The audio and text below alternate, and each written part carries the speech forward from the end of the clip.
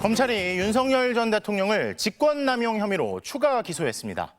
하지만 한 달 동안이나 사건을 검토하면서도 대면 조사나 재구속 시도는 하지 않았던 것으로 확인됐는데요. 조희원 기자의 보도입니다. 검찰이 윤석열 전 대통령을 직권남용 권리행사 방해 혐의로 추가 기소했습니다.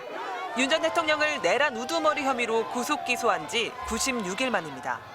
검찰은 12.3 비상계엄 당시 윤 전 대통령이 군과 경찰에 부당한 명령을 내려 권리를 침해했다고 판단했습니다.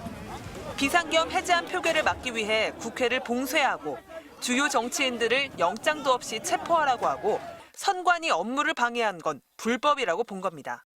소수의 병력 이동을 지시를 한 것이고 그 병력 이동 지시는 합법적인 것이기 때문에 군인들이 거기에 따른 것이고. 검찰은 지난달 윤 전 대통령이 파면돼 형사상 불소추 특권이 사라져 추가 기소를 한 것이라고 밝혔습니다.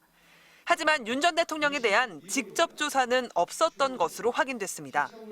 지난 1월 공수처로부터 사건을 넘겨받은 뒤 구속 연장 신청을 했지만 법원이 2차례 불허해 조사를 못했는데 이번에도 조사 없이 재판에 넘긴 겁니다. 윤 전 대통령에 대한 재구속도 시도하지 않았습니다. 법원의 구속 취소에 심우정 검찰총장이 즉시 항고하지 않아 윤 전 대통령이 그냥 석방된 지 2달 가까이 돼갑니다. 검찰 관계자는 탄핵 심판이나 형사재판, 비상계엄 담화문에 윤 전 대통령 입장이 나와 있어 기소에 무리가 없다고 판단했다고 했습니다. 구속영장을 재청구하지 않은 건 형사소송법상 같은 범죄로 재구속할 수 없는데 내란과 직권남용은 사실상 같은 범죄라는 이유를 댔습니다. 하지만 다른 중요한 증거를 발견했다면 재차 구속이 가능합니다.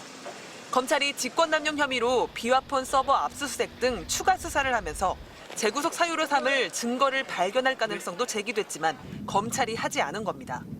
검찰은 현재 특별수사본부 체제를 유지하면서 비상계엄 직전 대통령실에 모인 국무위원에 대한 고발 사건 등 남아있는 수사를 마무리하겠다고 밝혔습니다. MBC 뉴스 조희원입니다.